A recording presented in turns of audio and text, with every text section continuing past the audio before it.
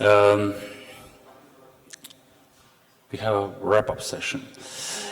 And since Ilona is not there, so Katie, are you ready to present your conclusions? So, Kate Russell again.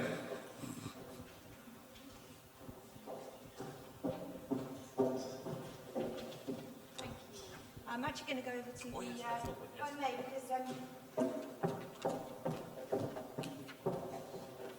you may have noticed me furiously scribbling notes throughout the day, which I'm going to try and organise into some closing thoughts for you today.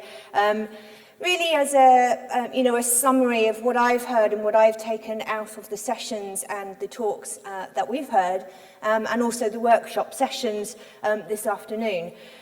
So I'm sure you'll agree it's been an absolutely jam-packed day, and it's really been a very interesting experience for me. As a child, I used to love to read, and I would go to the local library and pull books down off the shelves and explore the words of authors who'd lived hundreds and hundreds of years ago. And it used to be one of my fascinations. It was always to flip to the inside cover and look at the publishing date. And it would amaze me that the words that were coming alive in my imagination and the worlds that were being created because of them, were actually created by a mind that was, hundreds and hundreds of years dead in some cases. It seems a little bit morbid to put it like that, but, it really, for me, it made me want to write, because it seemed like immortality in a way. The fact that, one day some child just like me could wander down the aisle of a library and at random pull my book off a shelf and read it and have my story and my imagination fire up inside their own minds. It made the concept of death a little less scary to me. And it still does today, and that really inspired me on a journey to want to become a writer. And one of the things that I always said when I was growing up is, why do you want to become a writer? It was because I want my book to be in a library.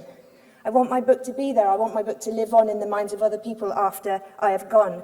And for me, it's really important as a writer that accessibility is there, that chance encounter with somebody hundreds of years from now is there, and that will only exist in the physical world of a library. So it's really important for me that libraries, in the essence that they are as community hubs and centres for learning and collections of ideas and information, that they live on for the minds of other people, so that my mind will live on, to make me immortal. As a writer, I didn't become a writer to become rich. Writers don't become writers to become rich. They become writers because they have a passion for it. It's the publishers who want to become rich, as we'll talk more about in a little while. Thank you. So EBLIDA's work in promoting and defending the interests of libraries, archivists and the information community at large is especially important to me and people like me in the digital age. We've heard today from speakers representing all sorts of different ideas and parts of sort of like the industry and society. And we've heard the Latvian point of view. We started off this morning with the opening ceremonies, hearing about the Latvian point of view, and partly in the mother tongue of Latvia, thanks to Christina Perbaza, I think it was, which was indeed very beautiful, and I thank her for that. We then went on to hear several keynote speakers, 4 of whom I was very honoured to have on my panel just before we broke for lunch. And for me, there was an awful lot of information, so I may have missed some things that you feel are important, and that's why I think it's quite important that you continue this conversation, using the hashtag on Twitter and on social media, EBLIDA 2015, and you can continue reading that conversation and having that conversation. And I believe that the videos that have been recorded today will also be shared at some point in the future. But the key things that I really took out of this morning's discussions were, for me, the overwhelming themes was that the role and approach of libraries and librarians is changing in this digital age. But perhaps the interactions that libraries have with communities, or the way they're perceived by communities and the people that they serve, it has a little way to catch up. and we need to do some work on the branding and the presentation and make sure that that information gets out there and that perception gap is closed on, the great service and experience that is actually on offer in libraries. The old-fashioned view of a librarian needs to be wiped out. Libraries being dusty old places full of smelly books, as I believe Davina, to a sharp intake of breath, described it on my panel this morning. That view and that perception of libraries has to completely disappear. And, sitting in a building that, as we are today, is just one fine example of that. But librarians are becoming the custodians of context in an ever-increasing forest of information, both in the form of atoms and bits, for which I thank Sven for. Librarians need to become our guides across multiple platforms, disciplines, and transliteracies.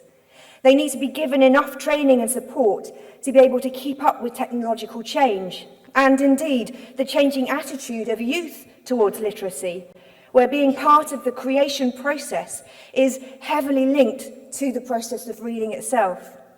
And in this respect, it's also important that we start to consider who becomes the custodian for that new type of literacy, for the fan fiction, and for the graphic fiction and other types of platform and media that youth connect with so much, so that becomes preserved as part of our cultural history as much as the classics.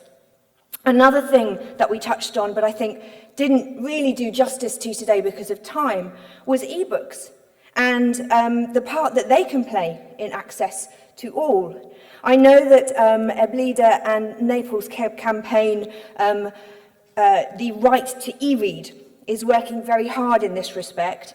And, one of the things that campaign works towards, which really resonated with me, was the licensing policy that, needs to change. Only around 50% of bestsellers are not licensed on ebook for libraries to be able to lend and share. And that's a massive deficit to the whole, access to good literature for people. Finally, I think that the topic of what is literature and validating emerging formats like audiobooks and interactive platforms like apps and social media as a way to tell a story is also equally important, especially if we want to engage the youth in libraries and the importance of literacy. So that was this morning. After lunch, which was also excellent and I think noteworthy in this summary, after lunch we split into two groups and had the workout sessions, the breakout sessions, which were a verbal workout but not a physical workout, luckily. And I went along to the session, attended the session Skilled by My Library, hosted by NAPLE and Reading and Writing Foundation. And it was a very interesting and passionate discussion around the role of libraries in adult education. We heard from several different speakers, and we heard very interestingly from different regions as well, from Denmark and Ireland and the European Agenda for Adult Learning, for adult reading, and how various different approaches culturally are being made to some degree of success. One of the shocking things that came out of the workshop session around that was the fact that it was revealed that the policymakers seem somewhat blind to the part that libraries can and are playing in the learning process. And it was very much, a passionate view of everybody in the room that needs to be fixed, that we need to make the policymakers and make Europe more aware of what libraries can and are doing. And Ilona very generously promised to help connect library associations to the European Commission's national coordinators on adult education. She promised names, addresses. So, if you want a part of that and you want to be able to contact your representative for adult education in the European Commission, then Ilona will very happily provide you with that list. And then you can start getting that sort of assessment and recognition for the role that your organisation is playing. The other session, the other workshop session was attended by Marion, and she gave me some notes to share with you. Again, they had a very, very productive session. There were flipboards and everything going on. It was around building literacy advocacy. And I'm going to read this because it's not my words. So, on a local level, what they discussed was partnerships, skills and resources, how to demonstrate the impact, IT related to literacy and inclusion. So those were sort of the areas that they covered. And the visibility of libraries, what was really important they found, which kind of echoed what we found, was that the visibility of libraries and what they're doing, and also the potential in the field of literacy, needs more visibility. So it's interesting that in the two different workshops, that was really a core theme in both of them, and I think that's noteworthy. On a local level, their resolutions were that we need to develop promotional skills and skills to create partnerships to make sustainable relationships with other forms of funding. So it was really discussed that librarians and the library fraternity perhaps lacks that sort of like those promotional skills and those sort of self-assertion skills. So they need to be developed. And a full set of actors needs to be got together to create a narrative of the part that libraries can play in literacy, rather than it just being a monologue. Bring a group of people together to make that message stronger and more coherent. And also IT. And how can we use it to improve literacy, providing access to all and community spaces for blended peer learning. So that's, providing spaces and letting people teach each other how to use the IT and how it can support them. On a national level, they decided that there is a need to be sure, you need to be sure of an up-to-date infrastructure and making use of open standards and also open sources to make sure that everybody is connected and again, that everybody is included of all people of all ages. And finally, on a European level, all of these things need to be connected. Policymakers need to understand that in looking at literacy and learning campaigns, they're not to make a new network. It is completely pointless to make a new network, but instead should use the existing really cohesive network of 70,000 odd libraries throughout Europe. So, policymakers in Europe, please pay attention. At a European level, use your assets wisely and don't go off and build new networks when you have a perfectly good one just waiting to be used.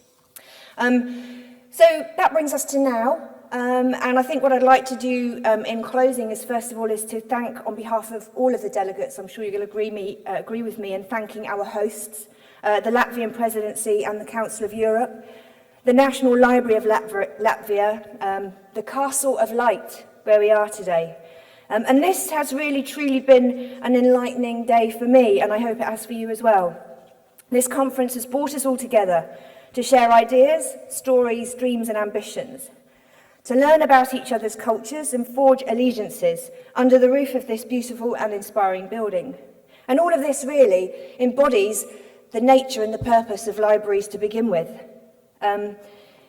And the role that they have in society, as we've heard here again today and again from all of our speakers.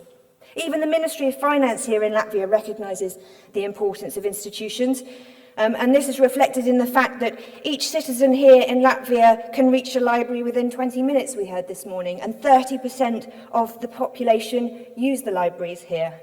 And I would personally like to extend an invitation to the Finance Minister of Latvia to come and have a word with the UK government, because, and I believe that probably extends to a European tour, because the contraction of the funding for libraries is happening at a frightening rate, and it needs to be stemmed.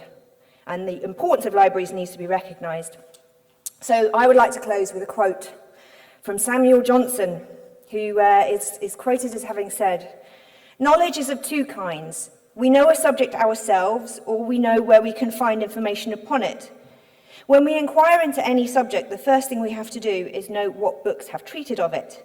This leads us to look at catalogues and at the back of books in libraries.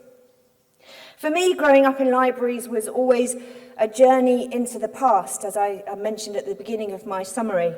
And that, I think, is an experience that needs to be preserved. It's a precious experience. It was a precious experience for me, and that needs to be preserved for future generations.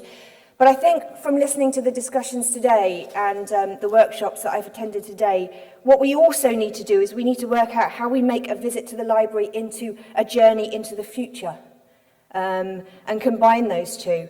So I hope that next year's EBLIDA-NAPLE conference will be about sharing best practice on how to do that. And thank you very much indeed for having me.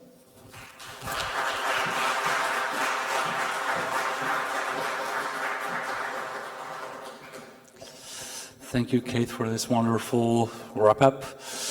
I hope that everything is clear with for those people who attended the other section. And I see that we are closing to our closing time, and I see Mr. Jukka Relander nearing the stage, but can I please ask you, just hold on a bit one sec. I have something in my mind. I can reveal you that when we organized the conference, the committee was in two minds about the name of the conference, Making the Europe of Readers. So some felt it was too narrow. It was speaking about physical books, reading, and other people felt that, but actually the reading includes all those things which Divina this morning said, the transliteracy. We didn't know this term when we created the program, otherwise we would have been using this term. So I think this is really such an inclusive topic, so we could probably have a conference for a week on this topic, because really libraries are going in so much diverse directions all the time. It's digital, it's physical, it's reading, it's skill, it's literacy, it's everything at the same time. So how do we all gather together? So this was main topic, I think, for today's conference. But there is one thing I would probably still like you to remind, Making Europe of Readers. So we spoke a lot about adult literacy. But if you are speaking really about making Europe of Readers, I think we have to remember that we have to start small. We have to start from this age. And at this age, it's usually still the old school reading. Therefore, if I can ask you for a couple of minutes of patience, I would like to show some nice video before we close the conference.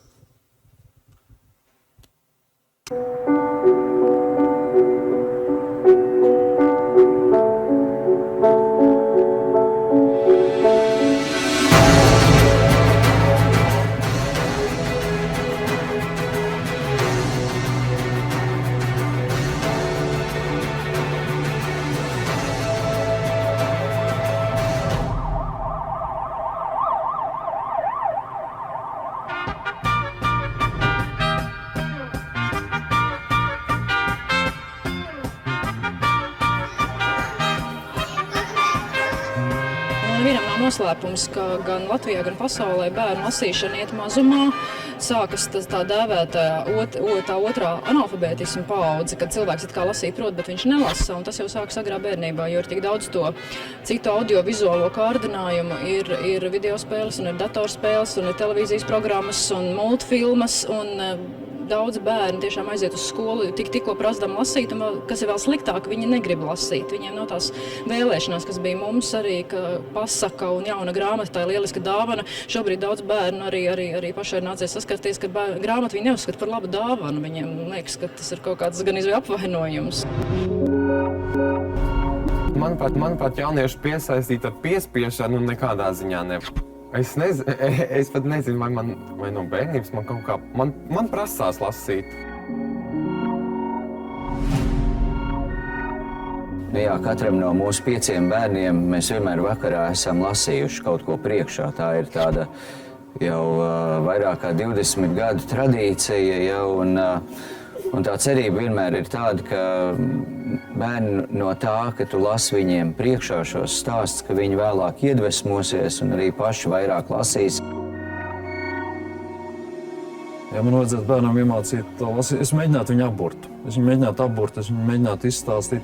Viens no racionālajiem argumentiem būtu sekojoši tāds, ka aizvien vairāk un spēcīgāk iet vaļā dažādi sociālie tīkli, ir blogošanas, ir visādi. Un grāmatas ir vienīgā vieta, kur tu vari apgūt labu vārdu krājumu, izteiksmes formu, redzējumu plašāk.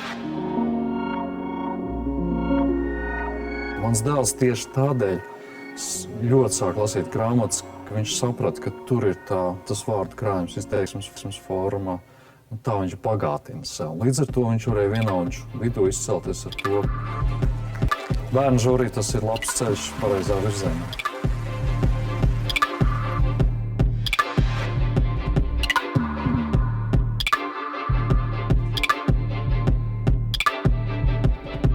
Īstenībā tādi paraugi ir sastopami visā Eiropā. Mēs iepazināmies ar šo programmu pirmo reizi, tas bija Holandē, un tā mēs izdomājam savu modeli, un 2001. gadā mēs jau sākām kā eksperimentu.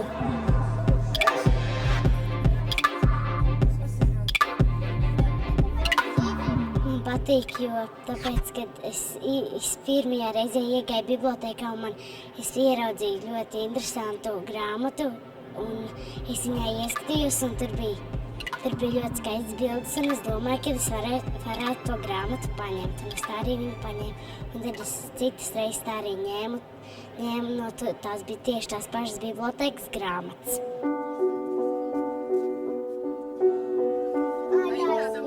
Bērnu žūrī. Tā ir iespēja visai mūsu ģimenei iesaistīties grāmatu lasīšanā. Galvenais lasītājs mūsu mājā patiesībā ir vecākais bērns, Mārta. Viņai ir 9 gadi, un viņa lasa ļoti sen jau. Viņa jau lasa kopš 5 gadu vecuma. Un tad tā arī bija pirmā reize, kad mēs aizgājām uz biblioteku. Es atceros, ka viņa bija šausmīgi laimīga, jo tur bija ļoti daudz grāmatas. Savukārt ritiņu mēs iesaistījām, ritiņu nāca līdzi Martai lasīt.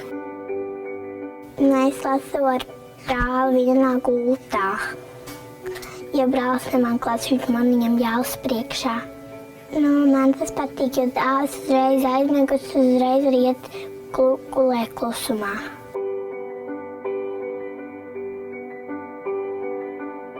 Mums ir 4 bērni. Ritiņi nāca līdzi Martai lasīt. Mēs ritiņai tā kā lasījām priekšā tās grāmatiņas.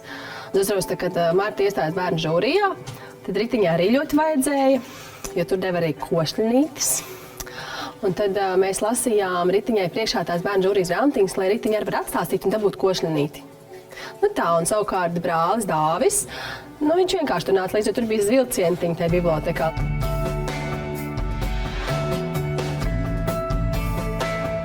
Es tā nevaru iedomāties, kā tas ir nelasīt.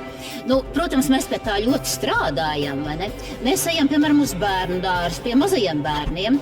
Mēs pārģirbamies par ļoti interesantiem tēliem, par mūmāmām, par vārnām, par kurmīti šajā gadā, vai ne? Un mēs aiznesam grāmatas, izņemam šīs grāmatas, parādam, apspēlējam visas tās lietas, kurmītis tur šogad bikses sev līdzēja gatavot, vai ne? Mums ir Petra Lācenīta līdz, kurai skaists kleids bija. Tas viss notiek caur tādu rotaļu. Un tad tie mazie bērndārznieki nonāk 1. klasē. Viņi jau zina, ka biblioteka ir tā vieta, kur ir skaisti interesanti, kur ir vienkārši vienreizais grāmatas, kur ir jānāk šurp un viss tas jādara, jo citādi jau nevar.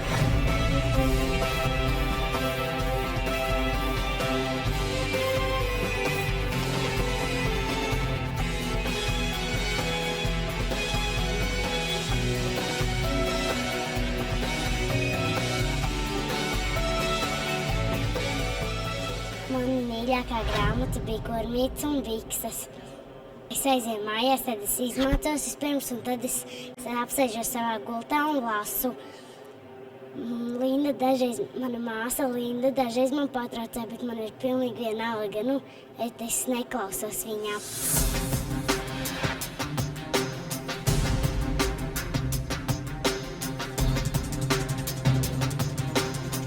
Ņemot vērā to, ka Nacionālā biblioteka ir viena no ļoti, ļoti retajām nacionālajām bibliotekām, kur nodarbojas ar bērnu literatūru, bērnu grāmatniecību, ar bērnu lasīšanu, tad šādu procesu veicināšana un stimulēšana ar šādas žūrijas formā, kurā tiek iesaistīti faktiski visi Latvijas un arī vairs ne tikai Latvijas, bet arī ārpus Latvijas dzīvojošie bērni,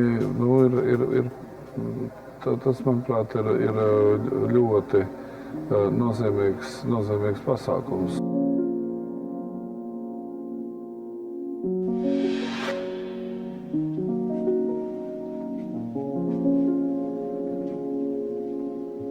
Ja mēs salīdzinām tagad ar to pašu kaimiņu valsti, teiksim, Nīderlandē, Beļģijā arī ir žūrija, Zviedrijā ir žūrija. Beļģi lepojas ar saviem 7000 bērnu katru gadu. Beļģija ir daudz ciešāk un biežāk apdzīvot nekā Latvija, un Latvijā ir šie, teiksim, 2 miljoni iedzīvotāji. Un mums ir 17 000 bērnu.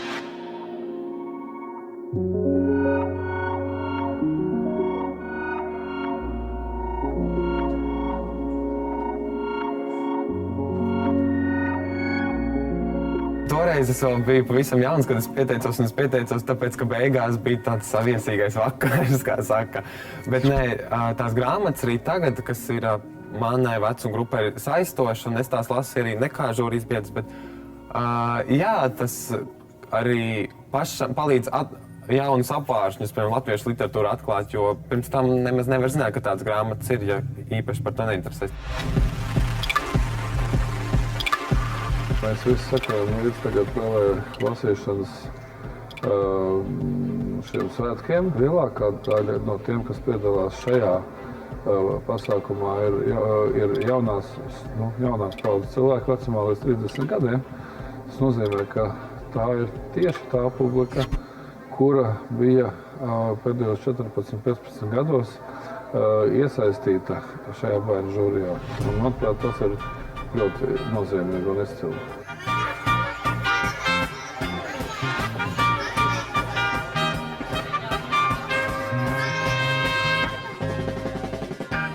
Cik grāmatas ir liedotas izlasīt?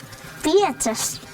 Kas tas ir 5 grāmatas? Šitās cik mums jau te ir 6 grāmatas, mēs izlasījām nepilnu pusgadu laikā. Piekrīt? Jā. Tas ir saturs māsa. Man patika tur, kur bija tas zāgulis, bet kur bija tas zāgulis? Kurā grāmatā tas bija? Panamā. Tur ir vārds ar pēģeri, kur tas zāgulis vēl tu pa vidu? Agaidi, tur bija zāgulis. Ko tu zāgulis darīja? Zāgulis viņiem kaut kur nolāpīja. Jāsaka, ka es esmu ļoti apvienāts šo bērnu žūrijas darbību, jo esmu pietiekoši konservatīvs, un varbūt mana dzīves pieredze liecina par to, ka arī savulaik es diezgan daudz lasīju, gan būdams vēl mazs zēns, gan arī, protams, vidusskolas laikos, kur bija ļoti izteikti obligātās literatūras apgūšana. Līdz ar to es uzskatu, ka bērniem obligāti ir jālasa kaut vai no vienas puses viens faktors. Tas zinātniskais aspekts, kad bērns apgūst vārdu krājumu, viņš apgūst radošo iztēli, fantāziju. Bērnu žūrijā iekļautās grāmatas ir pietiekoši pilgtas ne tikai no izskata viedokļa, bet arī no satura. Dēļ kā bērniem visi šie manis iepriekš minētie aspekti tiktu, tā teikt, iemācīti, ja viņiem šī pieredze ļoti lieti noderētu.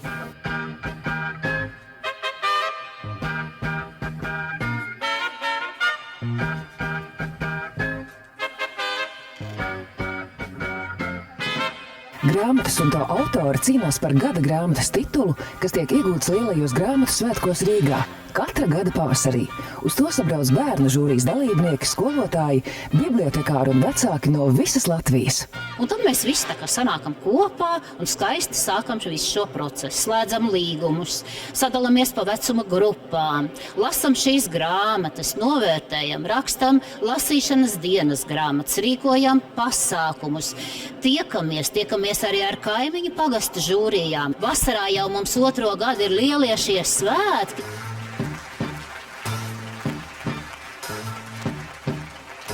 Es sāku ļoti aktīvi lasīt apmēram arī 7 gadu vecumā, un tā pasaule mani, varētu teikt, pārņēma uz vairākiem gadiem. Un arī man bija tādas pašas lasītāja dienas grāmatas. Es arī rakstīju, ko es esmu izlasījis, kas man ir iepaticies. Bērni, pateicoties šai žūrijai, viņiem ir pamudinājums lasīt. Tas ir, ikdienā vienmēr ir dažādas lietas, ko darīt, bet, kad ir konkrēts uzdevums, jāizlasa tādas grāmatas, viņi to godīgi arī un apzinīgi izdara, un paši pēc tam arī ir priecīgi. Kad man bija 2 gadi, man mamma sāka mācīt man alfabētu. Tad es sāku skaitīt viens pats, un mana mamma nepalīdzēja. Kad man palika 4 gadi, es jau gāju bērndārzā, un tad man bija jālasa grāmatas. Es domāju, ka tas būs garlaicīgi, bet tas īstenībā nav garlaicīgi bērniem, kas jau sāka lasīt. Bērniem visiem ir interesanti, un ja tev nav interesanti, vienkārši mācies lasīt daudz. Bet ja tu sēdi pie datora visu laiku, sēdi pie datora un pēc sagribās grāmatu lasīt, tu to nevar izdarīt, jo tu visu laiku esi jau sēdies pie datora un tev visu laiku tikai ir galvā dators. Svarīgi ir, ka tās grāmatas nonāk līdz bērnam tajā brīdī, kad viņš grib lasīt. Un tur nav iespējams gaidīt. To vajag tūlīt un šobrīd, ja viņš saka, jā, man ir interese, un principā bērniem ir interese par lasīšanu. Es paņemu vietējā bibliotekā grāmatas, un man vairāk iznāk ir lasīt mājās, tas ir pa brīvdienām, piekdienās, sestdienās un svētdienās, kad esam izdarījis darbus. Man mājās ir jāpabaro viss, tas citreiz ziemā jāšurē sniegs, vasarā man jāpalīdz tētim nolasīt zemenes, jārok kartupeļi un pašai darbs tirgu, cēs tirgu es strādāju. Un tad, kad man iznāk, es vairāk vakaros lasu grāmatas. Mūsu klasē ļoti maz lasa skolēni grāmatas. Un es arī teiktu, pēdējā laikā man sanāk reti lasīt, jo nav laika. Es parasti lasu pēc treniņiem, tas ir vēlu vakarā. Es eju vieglatlētikas treniņā, un man vēl skolā ir vēstures pulciņš un turisma pulciņš. Un tad man sanāk lasīt parasti ap kādiem 8, kad es izmācos. Es iekārtojos pēc sienu, uzlieku spilvenu un lasu. Kad lasu, es sākumā izlasu lapu un pēc tam skatos bildes. Un es nekad neesmu šķirstījusi lapas uz priekšu, kad lasu. Es eju uz bērnu žūriju, jo tur nav jāpērk grāmatas un var vienkārši paņemt. Projekts Sirsniņa prasa, lai bērniņš lasa, ļoti, ļoti palīdzēja šajā brīdī, kad mums nebija iespējas nopirkt visas bērnu žūrijas grāmatiņas. Un bērniem deva iespēju piedalīties bērnu žūrijā un lasīt un vērtēt.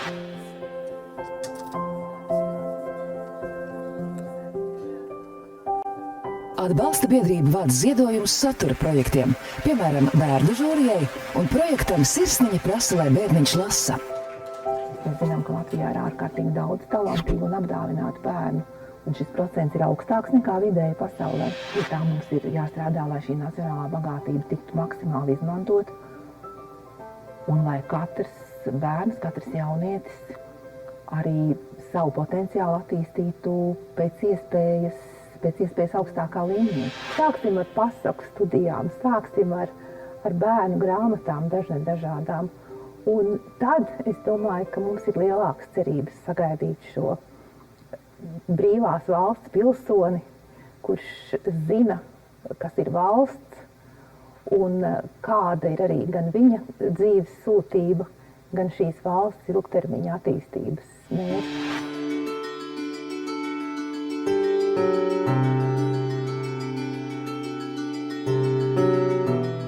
Programma palīdz tām grāmatām nokļūt līdz bērniem, līdz vismazākajai pagastu bibliotekai, kurā varbūt trūks līdzekļu, varbūt arī bērni ir ļoti maz un politiķi nolem nedot naudu varbūt bērnu grāmatu iegādē, un lai tas tā nebūtu, lai visur, kur ir bērni, būtu arī pieejams labas grāmatas.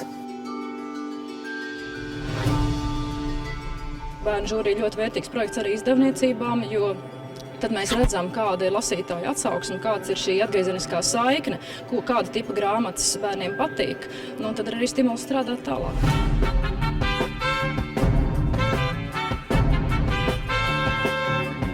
bērnu žūrija rakstniekam īstenībā ir dzīvā maize. Jo tikai tad, kad mēs redzam, ko viņi ir izdarījuši, ko viņi ir lasījuši, vērtējuši, tikai tad mēs arī jūtam, vai bija rakstīts vērts. Man, piemēram, pašam bija ārkārtīgi interesants piedzīvojums Mālpilī, kad bērni bija sagatavojuši īpašu filmu.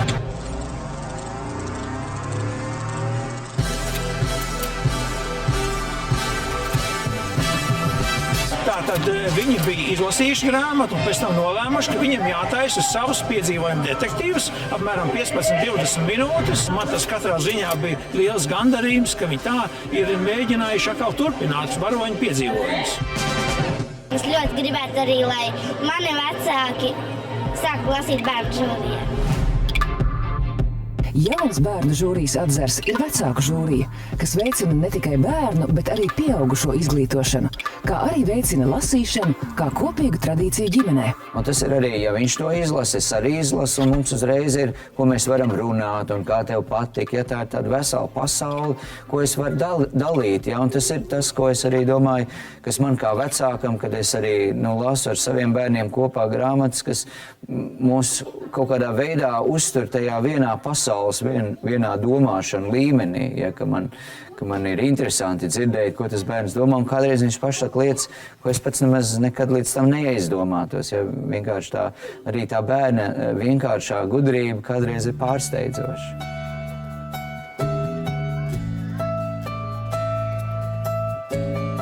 Grāmatu starts. Pirmais lasīšanas komplekts, ko Latvijas Nacionālās bibliotēkas atbalsta biedrība, iecerējusi 3-gadniekiem, kas atnāk uz bibliotēku. Tā ir ļoti gudrā pūce, un tā ir pirmā grāmatiņa. Un tā vīzija mums ir tāda, kopā ar Bērnu literatūras centru, ka katrs bērns no 3 līdz 5 gadu vecumam pirmo reizi mūžā dodas savā ekskursijā uz biblioteku, vistuvāko savai mājai. Un tad bērns iepazīstas ar šo pūci, viņš iepazīstas ar grāmatām, ar to, kur grāmatas dzīvo, ka tā ir biblioteka un ka tur šis krājums ir gandrīz neizsmeļams un neaptverams. Un tad arī vecāki var ārkārtīgi veiksmīgi uzsākt sarunu ar bērnu par grāmatu un par kopīgu lasīšanu. Un šī kopējā lasīšana, kā zināms, rituāls ģimenē var kļūt ārkārtīgi svarīgs. Un, manuprāt, arī tā saite, kur bērns nepazaudē attiecības ar vecāku arī tālākajos dzīves gados, arī tajos visriskantākajos.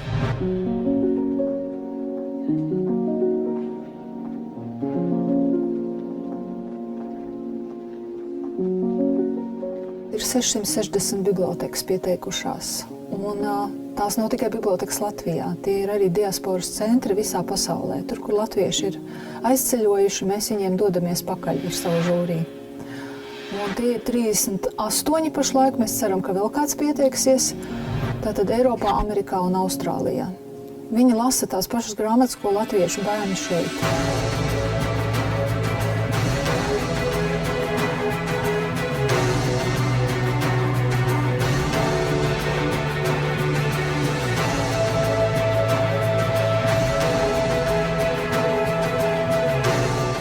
Es ieteiktu citiem lasīt bērnu žūriju, jo kas var noderēt dzīvē, var izjust sajūtas, kad tu lasi grāmatu, citas sajūtas.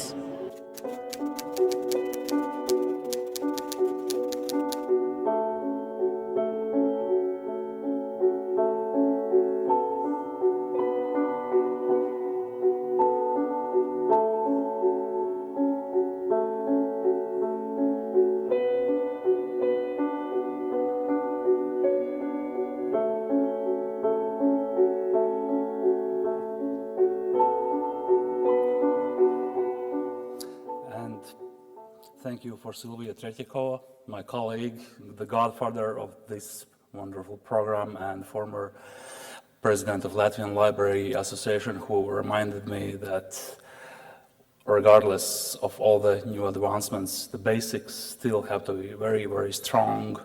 And if we had more such programs like these, maybe we wouldn't be talking about some of the problems we tried to tackle today. So that's it for me. And with this, I pass it over to the new president of EBLIDA, Mr. Jukka Relander.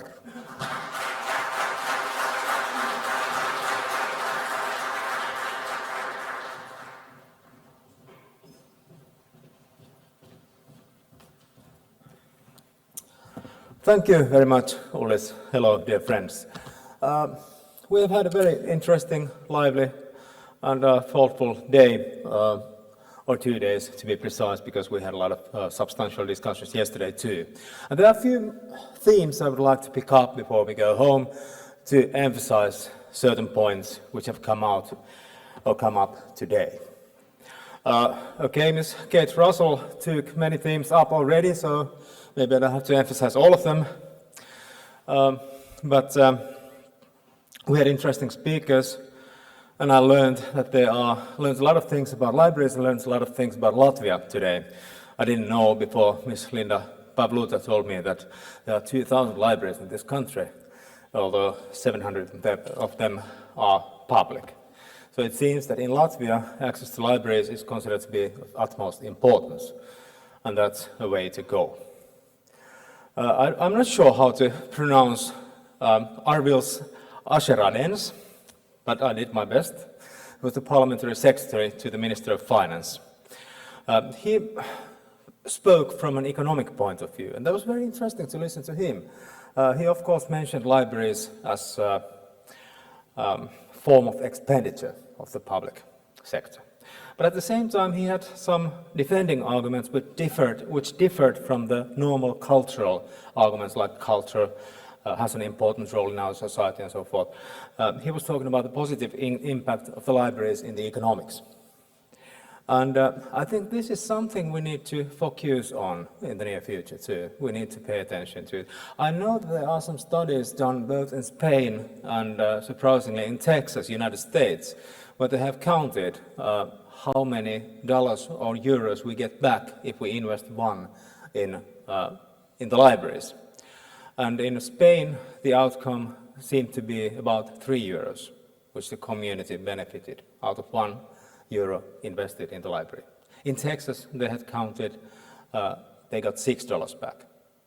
So I don't have the footnotes here. I need to dig them up. And we need to do that kind of studies in other European countries as well, because those are the important things when we want to defend the funding of the libraries, which is at stake in many countries. In Spain, they did this study when they had this big turmoil in the public sector, financial crisis, and they were facing severe budget cuts. And they managed to defend the libraries with these arguments. Anders Wilkes, national librarian of this country, was discussing the theme how to expand the reach of libraries, and this is a very actual theme if we are talking about the importance of literacy and the figures that came out in this conference that in Europe 1 out of 6 young people has problems with reading. There are different forms of literacy, different forms of problems with it, and I think we need further information about that, but I'm sure the literacy issue has been put to the agenda of EBLIDA now. President of the Latvian Library Association, Kristīna Paderza, mentioned literacy as the key to access to society. I mean, we are living in a very literal culture, and if you are not a person of letters, you are excluded. There are many forms of communication which we use more and more, which are based on the literal culture. And literacy as such is a key to understand where we're coming from and where we're going. The NAPLE chair, Jan Bregman, emphasized that we want to build a Europe of readers. And he mentioned the German word Bildung. We need to educate and train the public at the same time we do our basic job. I don't think there is a good English translation for the word Bildung, is there? We need to develop one. Maybe that's one of our tasks. He also mentioned storytelling, which is wider phenomenon than just literature. And that's quite right. That's exactly what I've been thinking about when I've been following my 10-year-old son. He's now finished the 3rd part of Lord of the Rings. And after each part, he's been allowed to watch the movie. We've been watching them together. And at the same time, he's been playing different computer games which take place in that world. So he's approaching the same story from different angles. And I don't think the computer games are, they don't mean the defeat of the literature. They just open a new gate to the same stories which we love. And I think this multiplicity of the stories, the different platforms or different gates we have into the story is something we are facing more and more in the future. And of course there's more interaction, more ways of sharing the reading experience, more ways of sharing the emotions we get when we read or watch or play or whatever do with the story. And the sharing is one thing we've been talking about in the Finnish libraries as well. I don't think our libraries are not effective enough yet to enable people to share their reading experience in the social media. And I don't know if any other libraries in Europe have been successful in that either, but people really love the books they have read and they want to share the experience, and we have the technology for that. So I think we need to develop platforms to make it easier. Klaus-Peter was talking about knowledge-based Europe, and I'll be happy to continue his work. This is a good goal, and we keep going towards it. He said that every fifth boy or girl is lacking the basic literary skills all over Europe. It means that 70 million people are excluded from basically the fundamentals of the society. In UK, 1 in 5 adults is lacking basic digital skills. And that's, of course, also a problem. And this is what came up later in the lecture of Professor Divina Frau-Meigs. Is that correct? How do you say it? You mentioned the very interesting concept that was new to me, the transliteracy.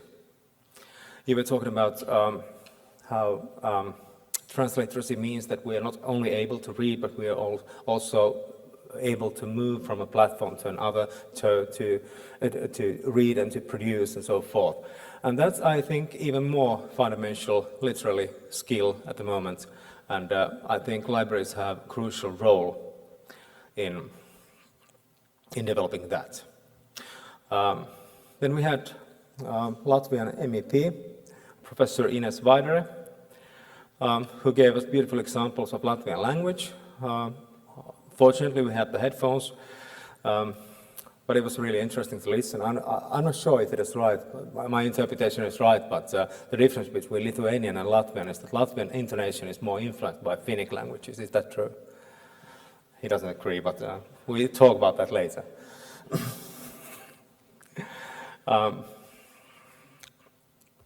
And he was talking about access to internet in libraries, which is still important for millions of people all over Europe. So there are some countries in Europe where people are thinking that everybody has access to internet, but that's not true in all of the countries and in all of the areas, and in all of the social classes.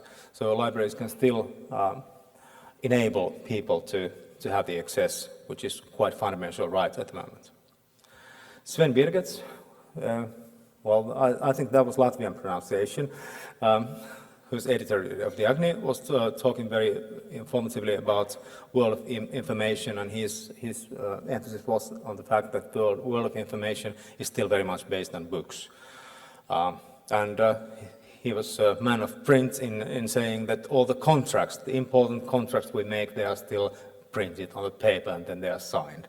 So there's some strength in the paper which maybe is not present in the digital world yet. There are lots of other themes I would like to mention, and there are lots of things we're going to bring with us from here to the future of EBLIDA. I think the next executive committee meeting will be most likely in early September, and we shall go through these ideas and think hard what do we want to put forward. So I'm not making a big declaration that now we shall go there. I want to listen to the others first. But I think the themes of literacy and the e-book issue and the copyrights will be in the core of the EBLIDA agenda in the future as well. To conclude, I would like to thank very much Latvian Library Association and Latvian National Library. It was wonderful to be here, and this was my first time in Riga, and I should have come here earlier, I know, but now I've done it, and I will be back. And also I would like to thank each one of you very much for the trust I got yesterday. The sentence is 3 years, so let's make it. And I would like to also thank the outgoing members of the Executive Committee. Sorry to lose you, but we got very good members instead, so we'll make it. And last but not least, I would like to thank one more time Mr. Outgoing President Klaus-Peter Böttger. Thank you for your work.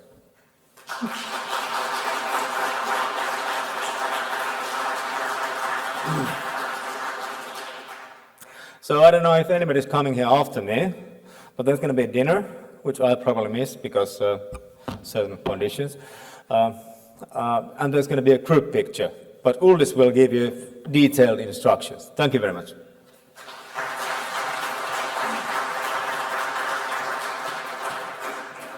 Thank you, Mr. President. You are already trying to do too much. That's my job as MC, to do the housekeeping tasks. So yes, the program now is we have a group photo right in the lobby. On the right side, there is a stage where we'll have a photographer.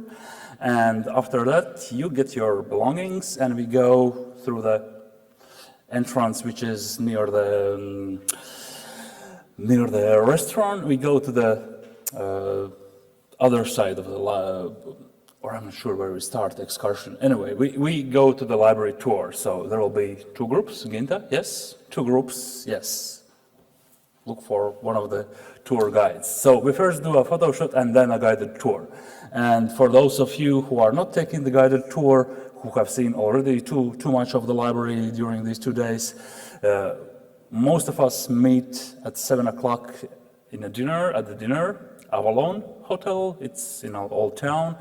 And I wish you, all those people who are taking excursion tomorrow, have a nice weather and have a nice sight of other parts, Latvia as well, not only Riga. So thank you all for participating. Thanks to all the online viewers, and hope to see you again in the future. Thank you.